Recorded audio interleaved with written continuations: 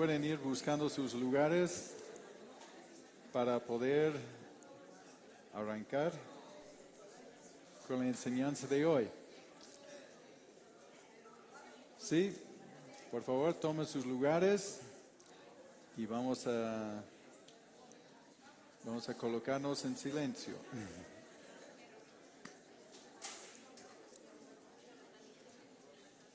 Sí, ya estamos, vamos a orar, vamos a pedir la bendición de Dios sobre su palabra. Padre, gracias por este tiempo que podemos estar juntos. Sabemos que tú estás aquí, sabemos que tú tienes un plan para nosotros y has dejado este plan escrito en este libro que manejamos. Dios, ayúdanos a conocerte, comprenderte y saber cómo debemos conducirnos en este mundo. Gracias, Señor, por los muchos ejemplos que tú nos das en tu palabra, las muchas instrucciones.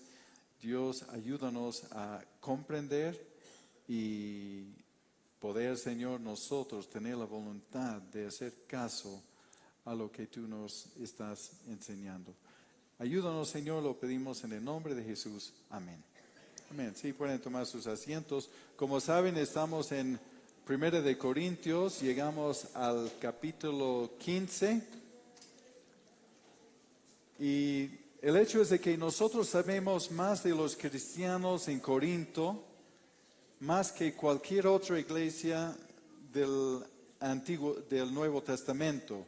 Sabemos más de esos creyentes y estamos viendo cómo era la iglesia primitiva. A veces algunos dicen, bueno, quisiera haber vivido en esos tiempos de la iglesia primitiva, pero mira, la iglesia primitiva tenía los mismos problemas y conflictos y rayazos que nosotros tenemos hoy en día. Por eso estimamos que esta carta, la primera carta a los Corintios, es muy instructivo y para eso venimos, para recibir las instrucciones.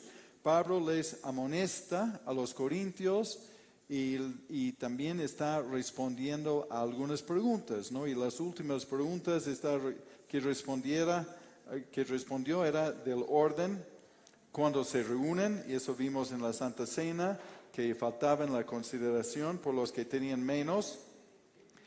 También con Javier hemos visto el propósito y uso de los dones y también cómo han sido distorsionados los dones y cómo infiltraron las prácticas paganas en el uso de los dones. Y nos hablaba de la unidad del cuerpo, que los miembros complementan unos a otros. Y básicamente Pablo está diciendo que la base de todo es el amor y la unidad, y eso debe ser nuestra motivación, y eso debe producir orden en las cosas que hacemos, pero también Cristo es el centro, y eso es lo que vamos a ver en este mensaje. Puse título: El Evangelio es confiable por la resurrección. Es un fundamento firme que está basado en hechos históricos. No son mitos, no son fábulas, son hechos históricos, ¿no? Y es importante saber nuestros fundamentos en un mundo donde la gente abraza cualquier creencia o tradición o religión o posición sin ninguna investigación seria para averiguar si es verdad o no. A veces la gente está dispuesta a morir por causas y posiciones y religiones de las cuales nunca han investigado y no saben ni si son verdades o no. Entonces aquí tenemos Pablo recalcando una verdad muy importante, 1 de Corintios 15, 1 y 2, que dice: además les declaro, hermanos, el evangelio que les he predicado, el cual también recibieron, en el cual también perseveran, por el cual asimismo, si retienen la palabra que los he predicado, son salvos, si no creyeron en vano. En esta última parte, el versículo 2 dice, en la Nueva Versión Internacional: mediante estas buenas noticias son salvos si se aferran a la palabra que les prediqué, de otro modo habrán creído en vano. Y creo que eso esclarece un poco cómo es que uno puede creer en vano, ¿no? Entonces, son salvos si se aferran a la palabra que les prediqué, el Evangelio. De otro modo habrán creído en vano. Ahora, aquí Pablo comienza diciendo, además de estas instrucciones, después de tanta instrucción que Pablo dio a la iglesia, tantas amonestaciones, corrigiendo errores, Pablo está regresando al fundamento. Y él nos dice el evangelio que les he predicado. Está llegando a nuestro punto de partida, el evangelio, ¿no? Y es bueno volver a la definición del evangelio en términos bíblicos. ¿Qué es el evangelio? El evangelio en sí, la palabra evangelio significa buenas noticias, que era de uso común.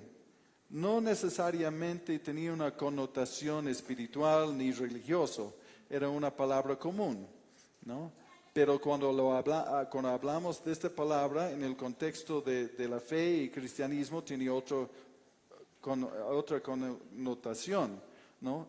Como la palabra Señor.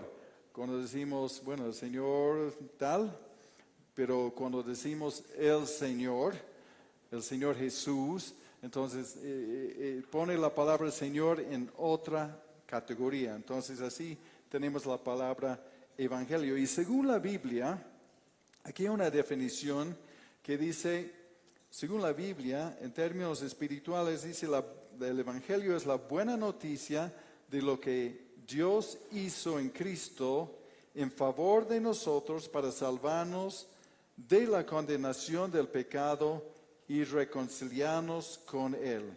Nuevamente, la buena noticia de lo que Dios hizo en Cristo en favor de nosotros para salvarnos de la condenación del pecado y reconciliarnos con Él.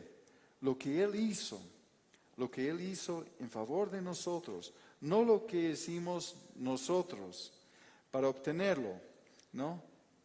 Y de salvarnos de la condenación del pecado y reconciliarnos con Él, sin este entendimiento de lo que es el Evangelio, sufrirías mucho tratando de vivir para Dios sin poder lograrlo, sin tener este fundamento del Evangelio, ¿no?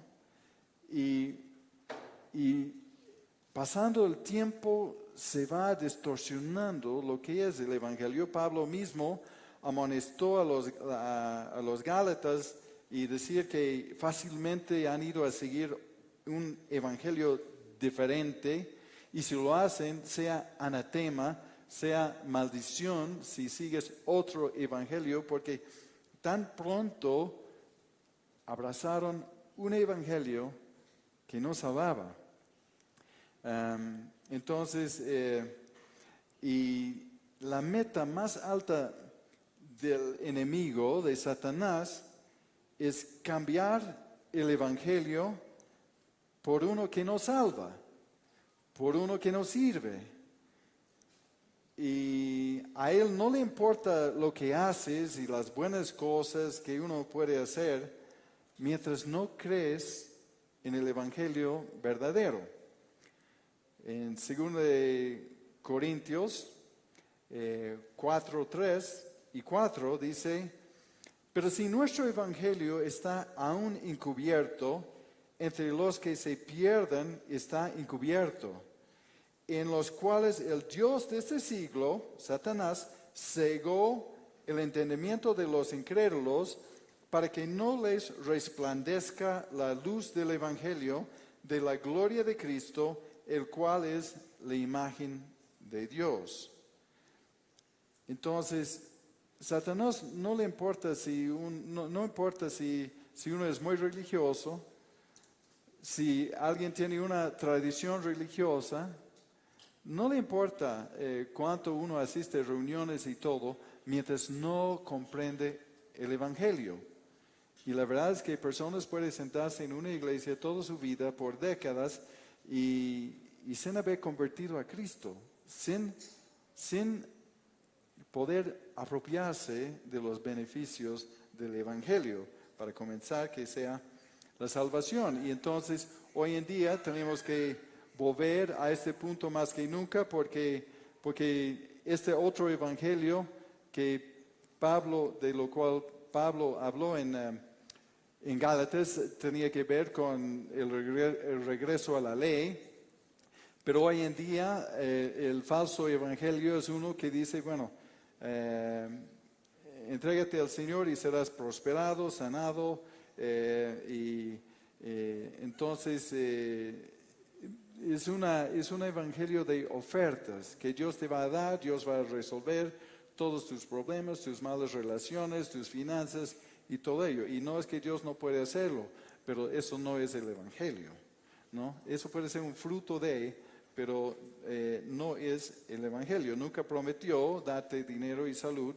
Hasta personas como Pablo sufría con su salud, personas como Eliseo, que hizo 2 veces doble de los milagros, y uno va contando de Elías, el profeta más famoso, él murió de una enfermedad, ¿no? Entonces, Dios no prometió esto, pero puede hacerlo, ¿no? Pero no es el evangelio, eso es el punto. Cristo es el centro del evangelio, no el hombre y no las necesidades del hombre, ¿no? Tampoco es por obras, ¿no? Te portas bien y Dios te va a bendecir. Cuando personas muy buenas, altruistas, generosas y todo lo demás mueren, la gente dice, no, él va a tener un lindo lugar en el cielo. Bueno, si va por el camino, la verdad y la vida, que es Cristo, entonces sí tendrá un lindo lugar en el cielo, pero no por esas obras va a estar en el cielo. Y a veces es fácil escuchar y a veces los cristianos mismos repiten esto, ya está mejor. Bueno, estaba sufriendo, ahora está mejor.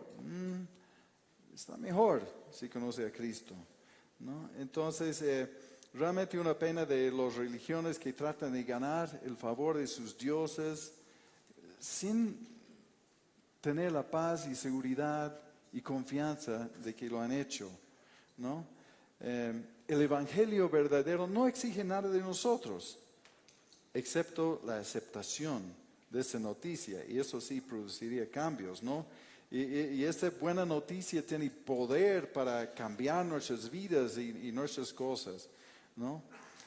En lo que hemos leído, Pablo dice el evangelio que he predicado, y eso fue la misión de Pablo. Eso fue la misión de Pablo en Romanos 1 al 4. Pablo dice de su llamado, Pablo, siervo de Jesucristo, llamado a ser apóstol, apartado para el evangelio de Dios, que él había prometido antes por sus profetas en las santas escrituras, acerca de su Hijo, nuestro Señor Jesucristo, que era del linaje de David, según la carne, que fue declarado Hijo de Dios con poder, según el Espíritu de santidad, por la resurrección de entre los muertos. Y eso es el tema. Pablo llamado a compartir el Evangelio, y este Evangelio es comprobado, es verificado por la resurrección del Señor Jesucristo de los muertos. Es la palabra que Pablo predicó, eso fue su misión y es nuestra también. Y dice que eso fue recibido, no solo oído, no solo entendido, pero fue recibido.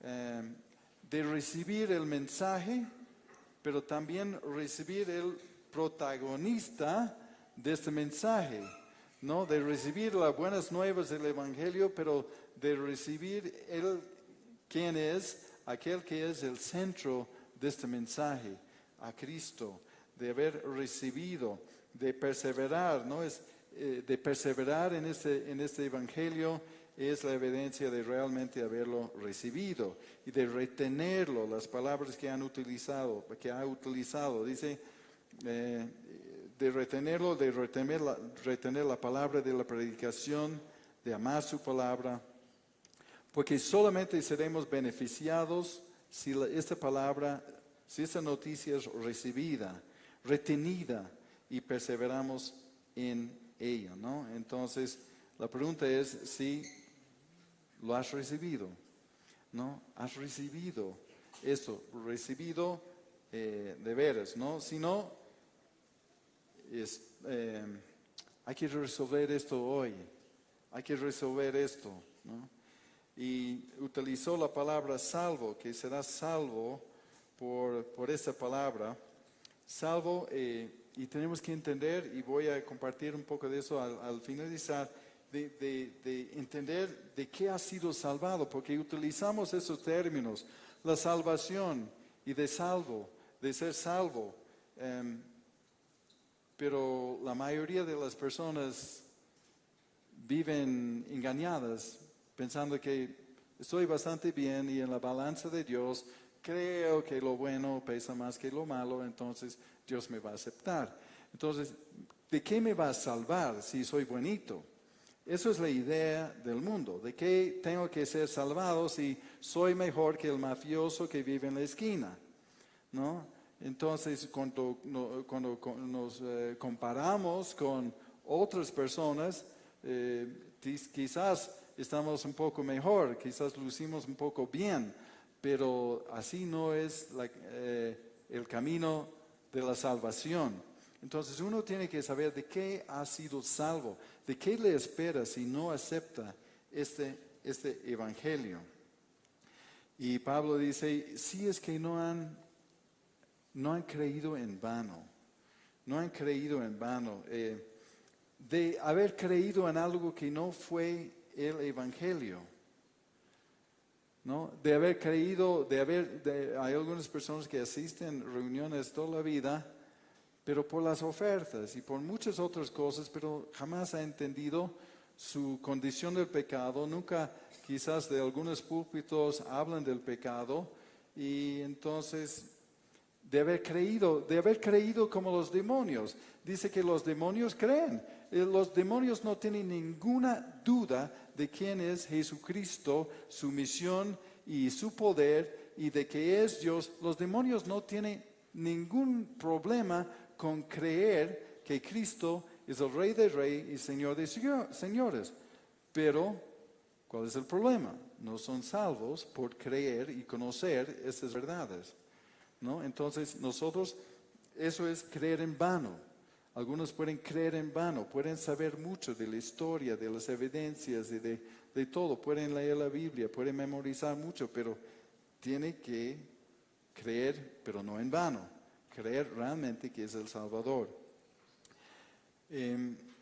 Avanzamos al versículo 3 y 4 que dice, porque primeramente les he enseñado lo que asimismo recibí, que Cristo murió por nuestros pecados conforme a las Escrituras, y a que fue sepultado y que resucitó al tercer día conforme a las Escrituras.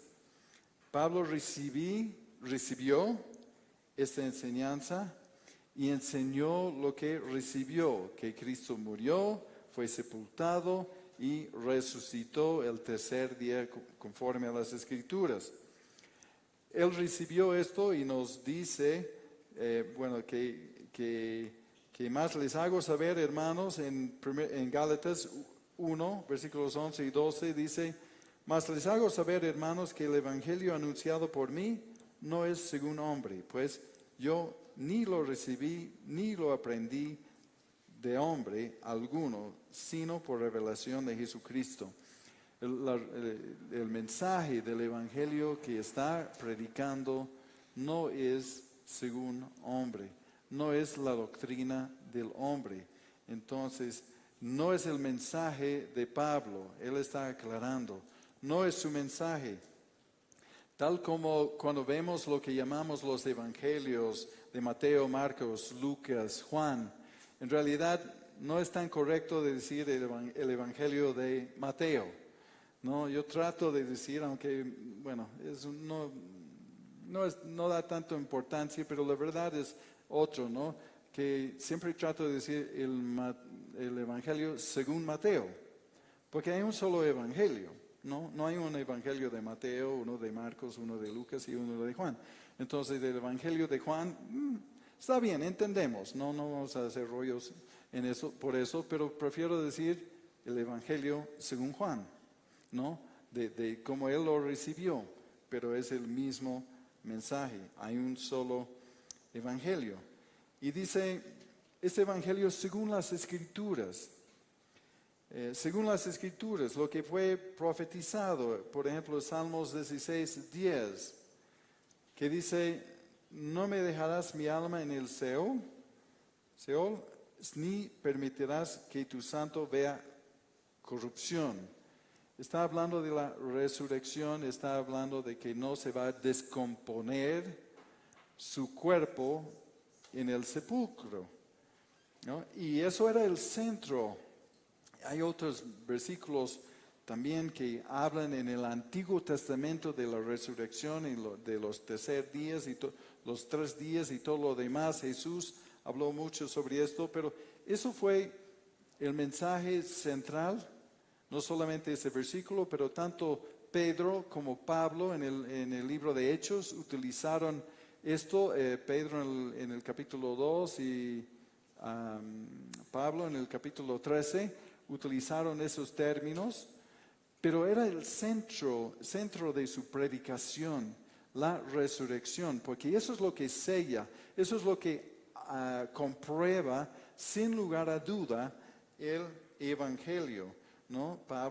Jesús, cuando le pedían señales, ha dicho, bueno, no habrá otra señal más de lo de Jonás, que fue que estuvo en el pez 3 días y bueno, después salió con vida. Entonces, Jesús habló, pero en varias instancias. Solamente estoy sacando una muestra de uno de los versículos.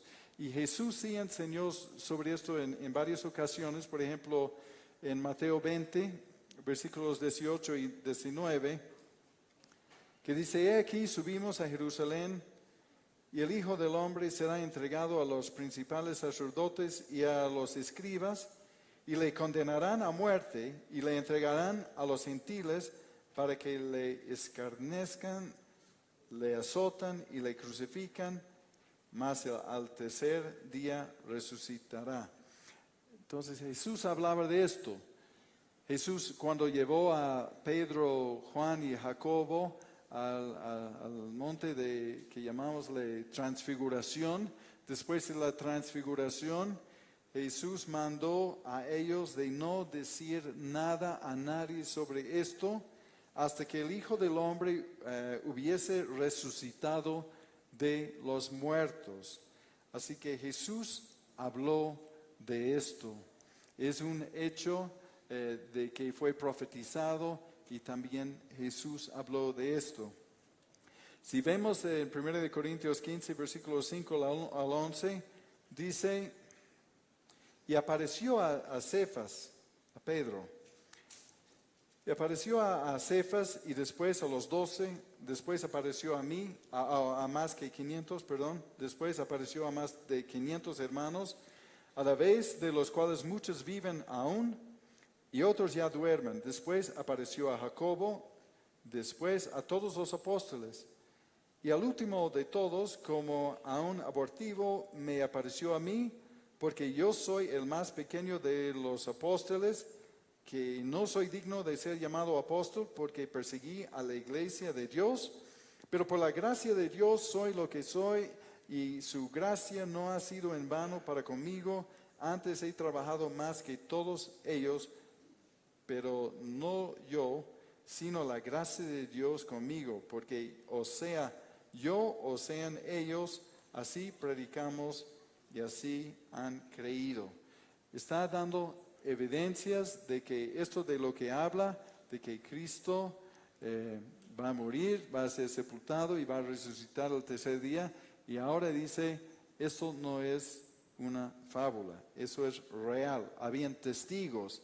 Además han habido otros. Si uno ve los relatos, son por lo menos 10 instancias que nos comparte el Nuevo Testamento. 10 veces que hablan de sus apariciones, ¿no? Por ejemplo, domingo por la madrugada, el primer día, a María Magdalena, al lado de la tumba. A otras mujeres también el mismo día, y al sepulcro, y han visto 2 ángeles. A Pedro, que ya menciona aquí, que es Cefas, en los alrededores de Jerusalén. Eso es el primer día, la primera mañana. A Cleofas, en el camino de Emaús, con otra persona.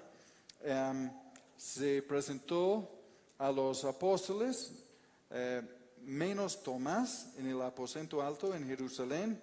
Y en un lapso de 8 días, los apóstoles, se apareció a los apóstoles, incluyendo a Tomás, en el aposento alto en Jerusalén. Y después en Galilea, porque Jesús, a veces uno dice, no, pero los apóstoles o los discípulos abandonaron al Señor, le dejaron y fueron a pescar nomás, ya decepcionados. Pero no es verdad, porque claro que ya no tenían las provisiones, porque no estaban con el Señor y tenían que ir a hacer algo. Pero Jesús les ha dicho que vayan, ¿no? Mira, dice en Mateo 26:32, pero después de que haya resucitado, Jesús dando instrucciones, iré delante de ustedes a Galilea, ¿no? Iré delante de ustedes en Galilea. Entonces les dio la instrucción de ir a Galilea, ¿no? ¿Y qué sabían hacer? Pescar, ¿no? Entonces no merece una crítica el hecho de que han ido a pescar, ¿no? Entonces, y en Galilea se ha presentado a 7 de los apóstoles, ¿no? Al lado del mar de Galilea, ¿no? En la orilla del mar de Galilea. Después ahí creen que se ha presentado a los 500 a la vez sobre un monte en Galilea, a 500 personas a la vez. Y la única aparición donde no sabemos dónde y ni de cuál está hablando es a Jacobo, en un lugar desconocido, y no está muy claro a cuál Jacobo. Si fuera el apóstol, habían otros también discípulos llamados a Jacobo, también el medio hermano de Jesús, que es Santiago también. Entonces no sabemos. Y la última aparición, 40 días después, Lucas menciona eso en Hechos capítulo 1, cuando hubo la ascensión, se ascendió delante de una buena cantidad de personas en el monte de Olivos. Bueno, esos son 10 y más, y después de eso sabemos que se presentó a Pablo. Jesús resucitado se ha presentado a Pablo en Hechos capítulo 9. Entonces, solo para decir que el Evangelio es verdad, fue profetizado, Jesús habló de esto y hay evidencia. Hay personas que dicen, y si dudan, hay algunos de ellos que siguen viviendo, y anda a preguntar a esos que han creído, porque hay evidencia de la resurrección. Sucedió todo esto en un lugar donde podían comprobar, donde podían consultar, investigar y saber que verdaderamente resucitó, ¿no? Entonces la resurrección es lo central del Evangelio, por lo menos lo va concretando el Evangelio.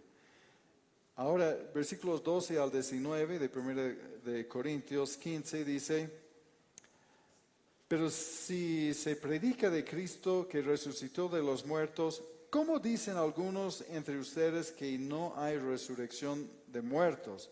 Porque si no hay resurrección de muertos, tampoco Cristo resucitó. Y si Cristo no resucitó, vana es entonces nuestra predicación, vana es también tu fe o su fe. Y somos hallados falsos testigos de Dios porque hemos testificado de Dios que Él resucitó a Cristo, al cual nos resucitó, si en verdad los muertos no resucitan. Porque si los muertos no resucitan, tampoco Cristo resucitó, y si Cristo no resucitó, su fe es vana. Aún están en sus pecados, entonces también los que durmieron en Cristo perecieron. Si en esta vida solamente esperamos en Cristo, somos los más dignos de conmiseración de todos los hombres. Y aquí Pablo está afirmando el argumento porque dudaban sobre esto, dudaban sobre la resurrección de los muertos por el paganismo, por el gnosticismo, por el dualismo de la idea de que hay una gran separación entre lo espiritual y lo material, y que todo lo que es material es malo.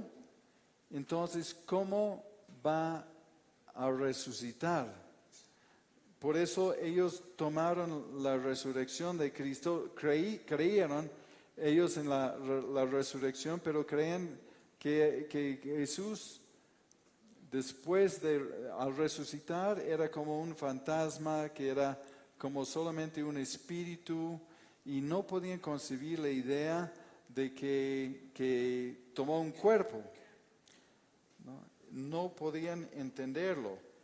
Ellos burlaban de este asunto. También algunos dicen que puede haber habido influencia de los saduceos. No sé si habrá llegado su influencia, pero sabemos de que entre los fariseos y saduceos, una de las grandes diferencias es que los saduceos no creyeron ellos en la resurrección. Y siempre había burla, ¿no? Como en Atenas, en Hechos 17:32, donde Pablo habla del Dios no conocido, el Dios creador de todas las cosas, y va aclarando las cosas. Y le escucharon hasta cierta parte, y en Hechos 17:32 dice, pero cuando oyeron lo de la resurrección de los muertos, unos se burlaban y otros decían, ya te oiremos acerca de esto otra vez. Escucharon atentamente a Pablo y su discurso sobre la salvación, sobre Cristo, pero cuando mencionó la resurrección se escandalizaron, dejaron de escuchar, y entonces solamente para decir que ellos tenían esta idea de que no creyeron ellos en la resurrección. Por eso Pablo está recalcando esto. Pablo lo está recalcando. Y él dice, si no resucitó Jesús, entonces vana es nuestra predicación, vana es su fe, somos falsos testigos de Dios, aún estamos en nuestros pecados, y los que murieron en Cristo perecieron y son dignos de lástima. Entonces, nuestra salvación depende de este hecho de la resurrección. Si no hubo resurrección, no somos salvos, es vano. En vano hemos venido a escuchar la palabra hoy. En vano estamos creyendo que hay salvación en Cristo. En vano estamos aquí. No somos dignos de lástima si solo creemos en Cristo para esta vida, ¿no? Entonces nuestra salvación depende de esto. Por eso nos habla en 1 Corintios 15:20, es el último versículo que voy a compartir sobre 1 Corintios. Dice, pero si Cristo resucitó. Está diciendo, si no resucitara, entonces todo eso es en vano. Mas ahora Cristo ha resucitado de los muertos, primicias de los que durmieron es hecho. Entonces, no es vana nuestra predicación y nuestra fe. Ahora Cristo ha resucitado. Cristo ha resucitado. Entonces, está afirmando con todo esto que resucitó y el evangelio que creemos es verdad.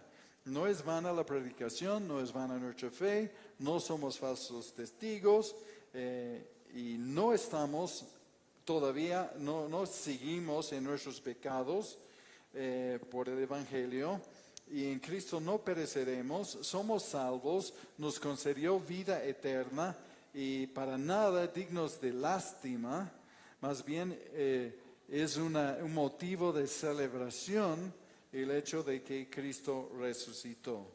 Entonces Pablo está dando este argumento para decir que el Evangelio es comprobado por la resurrección. Pueden creer firmemente en esto.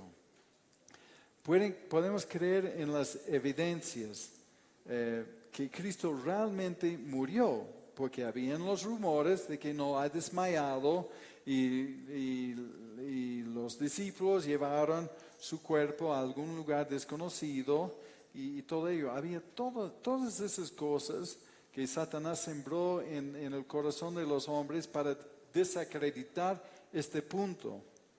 Porque ese punto es donde cumple, ¿no?, una gran parte de Génesis 3:15, donde nos habla de que por medio de la Virgen, ¿no?, de la semiente de la mujer, entonces este semiente de la mujer, nacido de la Virgen, aplastará la cabeza de Satanás. Satanás le va a lastimar, le va a dar un golpe en su calcañar, pero Cristo va a aplastar su cabeza. Entonces, Satanás recibió una gran derrota, aunque le espera su derrota final, pero recibió un gran golpe en la resurrección. Por eso sembró tantas mentiras, ¿no? Entonces, Cristo realmente murió. Vemos el relato de José de Arimatea, que fue profetizado en Isaías 53:9, que dice, hablando, todo Isaías 53 está hablando de la obra y la misión del Mesías, ¿no? Aunque los judíos no se dan cuenta que está en su Tanaj, en su Biblia, ¿no?, en el Antiguo Testamento. Isaías 53:9 dice, y se dispuso con los impíos su sepultura, mas con los ricos fue en su muerte, aunque nunca hizo maldad ni hubo engaño en su boca. Habla de que va a ser crucificado con los ladrones a su lado y también los ricos, tanto José de Arimatea y de Nicodemo, ¿no?, que ha provisto cosas. Y en Juan 19:38 dice, después de todo esto, José de Arimatea, que era discípulo de Jesús, pero secretamente por miedo de los judíos, rogó a Pilato que le permitiese llevar el cuerpo de Jesús, y Pilato se lo concedió. Entonces vino y se llevó el cuerpo de Jesús. Entonces, así el rico está llevando su cuerpo. Estaba comprobado que era muerto porque viendo los otros, mandó romper sus piernas para acelerar su muerte, porque tenían otras cosas que hacer, pero han visto que Jesús estuvo muerto, entonces no rompieron sus piernas, ¿no?, como los otros. Entonces, simplemente para decir que Jesús realmente murió para deshacernos de esta mentira de que solamente ha desmayado. También sabemos que el cadáver desapareció, aun con guardias, aun con el sepulcro asegurado y sellado con una piedra.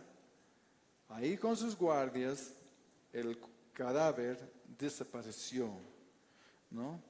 Y luego Cristo apareció. Y eso sabemos, que en Hechos 1:3, Lucas nos dice que a quienes también, después de haber padecido, se presentó vivo con muchas pruebas indubitables, apareciéndoseles durante 40 días y hablándoles acerca del reino de Dios. Entonces, apareció y estuvo con ellos, apareciendo durante un periodo de 40 días, con pruebas indubitables, ¿no? Indiscutibles, pruebas claras. Y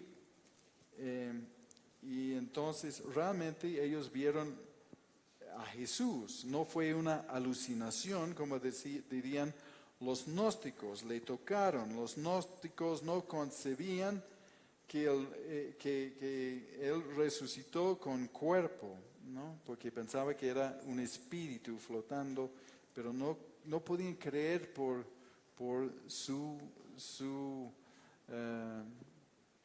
bueno, un poco la redundancia, pero creer por sus creencias, ¿no?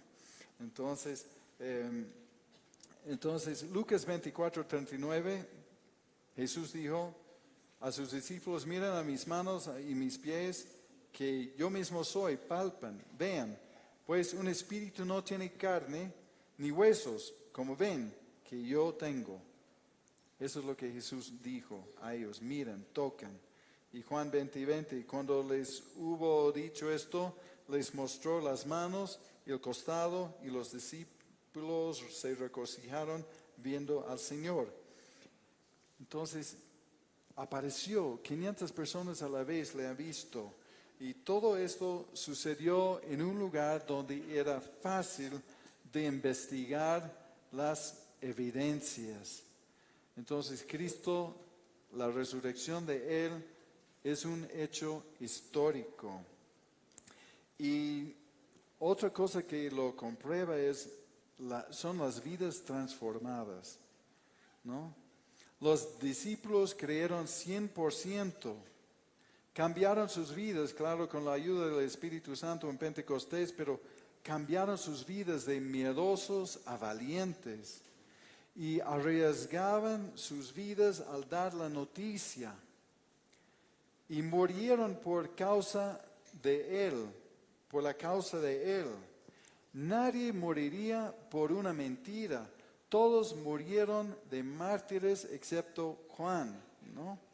Entonces, todos ellos, más otros, murieron y nadie moriría por una mentira, ¿no? Si fuera una fábula, si fuera una cosa confabulado por los discípulos, un complot y todo ello, nadie moriría por una mentira. Ellos realmente vieron al Señor apareciéndoseles 40 días, no había duda, ¿no? Y bueno, después con el mensaje de Pedro en Hechos 2, 3,000 se convirtieron, pero 3,000 personas que podían en Jerusalén, que podían constatar, porque solo son unas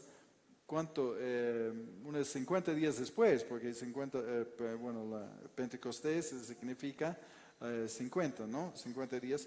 Entonces 3,000 se convirtieron en Jerusalén, donde sucedieron las cosas, porque la noticia, la información, las trampas de las autoridades religiosas y todo, de tratar de encubrirlo, no servían para nada. Ellos sabían, por eso se convirtieron, y ellos y muchos más, porque era muy fresquito, la noticia era muy fresquito, y sabemos que Jesús es el verdadero Hijo de Dios, porque resucitó, como hemos visto en Romanos 1:4, que fue declarado Hijo de Dios con poder según el Espíritu de Santidad por la resurrección, ¿no?, de entre los muertos. Podemos saber que su sacrificio por los pecados fue aceptado porque resucitó.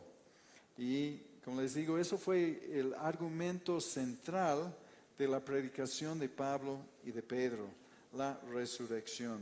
Entonces, podemos concluir que el Evangelio es confiable por la resurrección.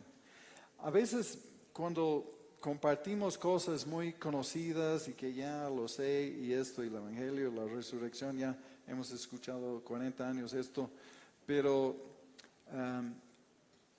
Pablo estimaba importante recalcar esto a los corintios. Después de haber dado un montón de otra instrucción, ha dicho, no, tenemos que volver a esto, porque si pierden este punto, no van a poder nada más en la vida cristiana. No va a tener sentido nada más en la vida cristiana. Entonces, de Pablo, después de haber dado tanta instrucción, tuvo que cementar esta verdad en sus vidas, porque es la piedra fundamental. Eso es lo que les va a llevar más allá. Eso les va a ayudar a soportar las pruebas y la persecución y la adversidad por predicar este nombre, ¿no? Entonces, nosotros también, después de tanta instrucción, tenemos que afirmar esta verdad, ¿no? Porque muchos comparten con otros sobre su fe en Cristo, pero les comparte todo menos el Evangelio. Entonces uno tiene que asegurar que realmente presente el Evangelio de una forma que pueden ellos responder, ¿no? Bueno, yo sé que Dios tiene que hacer una obra en sus corazones, pero tenemos que ser los mejores instrumentos posibles en esta tarea, ¿no? La evidencia histórica de la resurrección es lo que afirma nuestra salvación. Sin resurrección no hay cristianismo y estamos perdiendo nuestro tiempo hoy. Si fuera así, pero Pablo dijo, no, pero Cristo resucitó, no se preocupen, no es en vano. Eso es verdad, ¿no? Y algo que siempre me pongo a pensar es que la gente no rechaza a Jesús por falta de evidencia, sino por falta de voluntad. No es por falta de evidencia, porque a veces presentamos las pruebas arqueológicas y debemos saber de esas cosas. A veces presentamos las evidencias de la resurrección y debemos hacerlo, pero la gente no se convierte por las evidencias, ¿no? No rechazan a Cristo por la falta de evidencias, más bien es por falta de voluntad, ¿no? Como dice en Juan 3, de que la gente sabe que está mal, pero prefiere las tinieblas que la luz, porque cuando se acerca la luz, que es Cristo, ya se ve que no están tan bonitos como pensaban. Y ya resalta todo el pecado, ya es muy evidente nuestra condición mientras más acercamos a Cristo. Por eso muchos no quieren acercarse más, no quieren comprometerse más con Él, porque tienen temor, ¿no? Nuevamente, el Evangelio es la buena noticia de lo que Dios hizo en Cristo, en favor de nosotros para salvarnos de la condenación del pecado y reconciliarnos con Él. La buena noticia tiene que ser recibida. Y lo más normal es vivir engañado. De pensar que, bueno, no estoy tan mal. Y cuando la palabra dice engañoso es el corazón más que todas las cosas. O también dice, si decimos que no tenemos pecado, nos engañamos a nosotros mismos. Nos engañamos a nosotros mismos si pensamos que no necesitamos el Evangelio. El ministerio principal del Espíritu Santo es de abrir nuestros ojos, hacernos ver nuestra condición, convencer al mundo, no solamente el creyente, dice convencer al mundo de pecado, de justicia, de juicio. Y tenemos que llegar al punto de decir, Señor, te necesito. Si no, eso simplemente va a ser una charla motivacional. Isaías, frente al trono de Dios, dijo, ay de mí, porque soy muerto. Profeta de Dios, el que recibió mensajes de Dios, el que profetizaba y instruía al pueblo y todo lo demás, pero cara a cara con Dios. la misma presencia de Dios, dijo, ay de mí, porque soy muerto. O Pedro, cuando estaba pescando y ahí estaba Jesús, y Pedro decía, porque le llenó Jesús le hizo llenar sus redes de pescado, y Pedro decía, apártate de mí, Señor, porque soy un pecador. O Pablo, que reconociendo su condición dijo, miserable de mí, ¿quién me libertará de ese cuerpo de muerte? Reconocieron frente al Señor, reconocen. Pablo inmediatamente con la presencia de Dios ha dicho, Señor, tienes razón, ¿qué quieres que yo haga? ¿No? El que perseguía al cristianismo. Y Jesús dijo en las bienaventuranzas, decía, bienaventurados los pobres del espíritu. ¿No? ¿Por qué? Porque ellos reconocen su necesidad espiritual. De eso se trata de esta frase. ¿No? Los pobres de espíritu son los que realmente reconocen su necesidad espiritual. Y tenemos que llegar a este punto para abrazar, para recibir este evangelio, de abrazar la salvación. Necesitamos la mala noticia para recibir la buena. La mala noticia es de que estamos condenados, la paga del pecado es la muerte, y todos pecaron y nadie puede escapar de eso. Entonces, eso es la mala noticia y no tienes nada en ti que puedes remediar el problema. No tienes con qué pagar esta deuda, esta multa, ¿no? La paga del pecado, no tienes nada para hacerlo. Entonces, hay que recibir la mala noticia, reconocer nuestra condición para recibir la buena noticia. Porque muchos que piensan, bueno, no estoy tan mal, me gusta la congregación porque tengo amistades, ya me gusta la música y bueno, interesante la palabra, pero hay personas que pueden estar años frente a un púlpito y no responder a Cristo en su corazón. Y eso es el punto de partida, porque nada más del camino de la fe va a tener sentido. Y no vas a tener el poder para poder cambiar si no aceptas esta verdad. Que la mala noticia para apreciar la buena. Y el evangelio, que Cristo, el sustituto, murió en tu lugar, en mi lugar. Y me salvó por su pura voluntad y su gran amor. Él pagó el precio. Él ha sido el sustituto. La paga de mi pecado es la muerte. Pero Cristo, de buena voluntad, ha sido el sustituto. Ha dicho, no, Bruce, ya, puedes vivir nomás. Yo tomaré tu lugar. Yo pagaré la multa. Yo pagaré la condena. Y tú puedes salir legalmente libre de esta ofensa.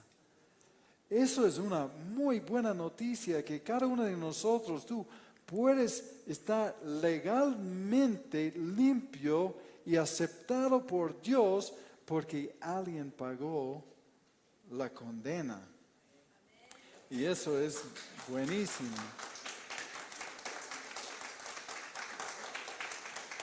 Por eso el Evangelio es lo que Él hizo a favor de nosotros, no lo que hicimos. No es que no vamos a hacer nada, pero vamos a hacer algo como fruto de haber recibido la salvación. La nueva vida, la nueva naturaleza simplemente debe hacer el bien, ¿no? Es una nueva naturaleza. Y eso nos da esperanza y cambiará nuestras vidas y prioridades y la gran evidencia del Evangelio, de lo que el Evangelio es veraz, son las vidas cambiadas, ¿no? Hasta hoy, 2000 años después, sigue este Evangelio cambiando las vidas.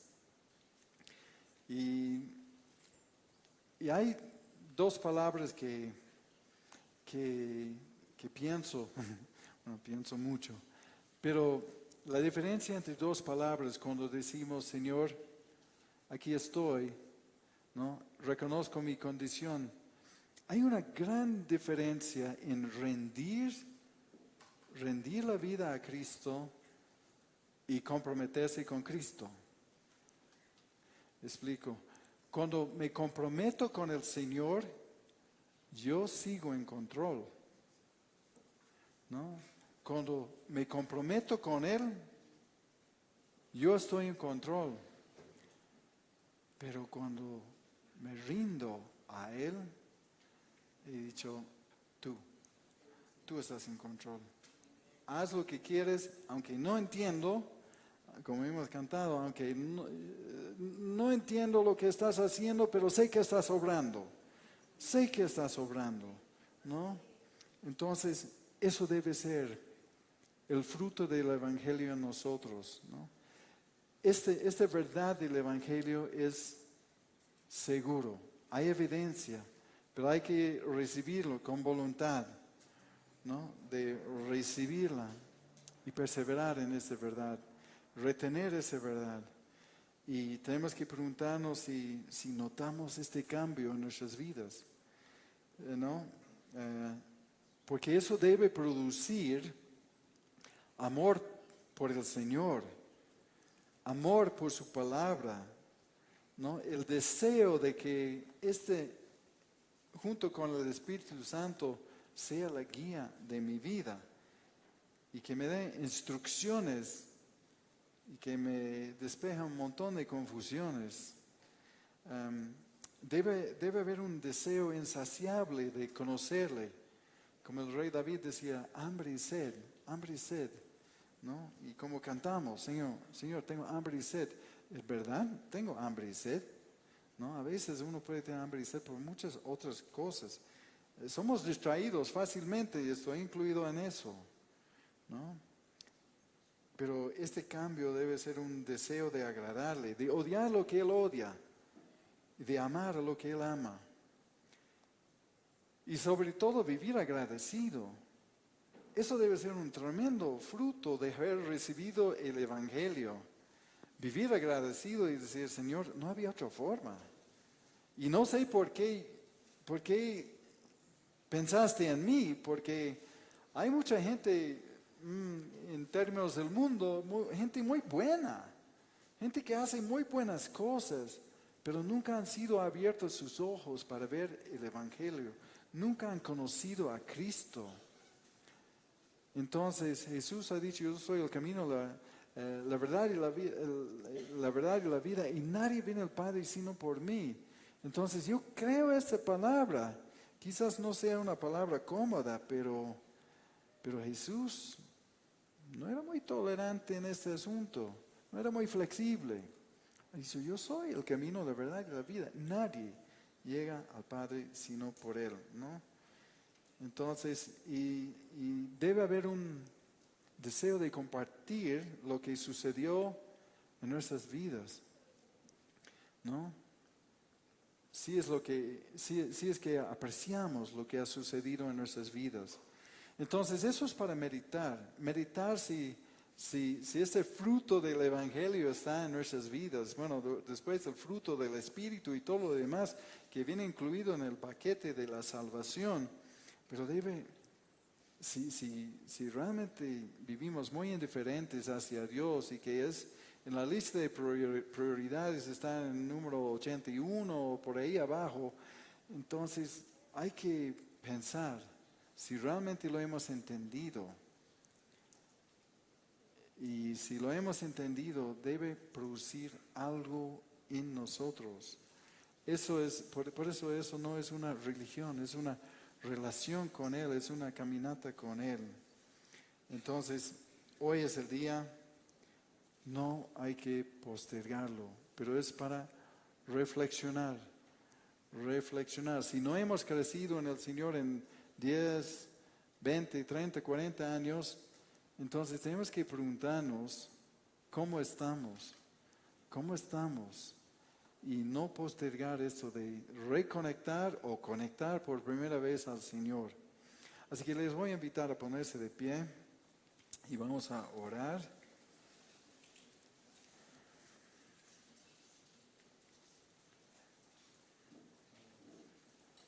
Vamos a orar por nosotros, también vamos a orar por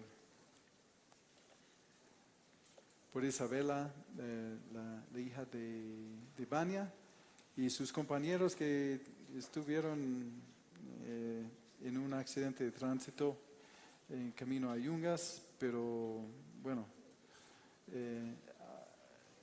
Isabela está bien, está recuperando bien, pero hay otros que están en peores condiciones. Nadie ha fallecido, pero el bus chocó con una volqueta, un camión. Entonces, bueno, han pedido oración por ellos, pero primero oraremos por nosotros.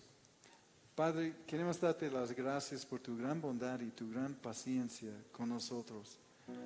Gracias, Señor, porque tú pagaste un precio alto por nosotros. Gracias, Señor, porque podemos creer con toda certeza de que nuestra fe está puesta en la roca de nuestra salvación, algo firme, confiable, comprobado por la resurrección. Para nosotros, Señor, basta que tú lo has dicho. Pero, Señor, el mundo necesita pruebas. Y, Señor, gracias por dárselos. Pero, Señor, gracias. Tenemos la evidencia en nuestras vidas de que tú eres real. Y oramos, Señor, si alguien escucha, tanto por los medios o en esta reunión, que no te conoce aún o que cuestiona o duda, Señor, que puede abrir sus ojos en este día para saber que tú eres el Señor, que el Evangelio es verdad, que a través de tu muerte, sepultura y resurrección has concedido a todos que te reciben la vida eterna y libertad de nuestra condenación, lo merecido, nuestra merecida condenación, Señor, nos has librado y por eso vivimos agradecidos. Ayúdanos, Señor, en esta caminata. Estamos todos en nuestros diferentes niveles y circunstancias, pero sabemos que todos necesitamos, como los corintios, de regresar a esta piedra fundamental. Señor, gracias por tu amor, gracias por tu bondad, gracias por aceptarnos a nosotros. Y, Señor, queremos orar por este curso que ha ido a los Yungas y estaban involucrados en este accidente. Y, Padre, pedimos, Señor, fortaleza en sus cuerpos, los que aún necesitan cirugías y todo ello. Pedimos, Señor, que todo puede salir exitosos y pueden seguir con sus vidas normal en el sentido de salud. Pero, Señor, que puede, como toda sacudida, ayudarles a reflexionar en su condición delante de ti. Sobre todo, Señor, que pueden reconocer que la vida puede ir en un instante. Y, Señor, que cada uno de ellos puede meditar sobre su condición frente a ti. Pueden reconocer su necesidad de un Salvador, que pueden recibir el mensaje del Evangelio, que puede transformar y cambiar el rumbo de sus vidas. Sí, Señor, oramos por su sanidad, milagros, todo lo que tú quieres hacer en sus vidas. Oramos por esto, pero sobre todo, Señor, su sanidad espiritual, que pueden reconocerte. Lo pedimos esto, Señor, en el nombre de Jesús. Amén.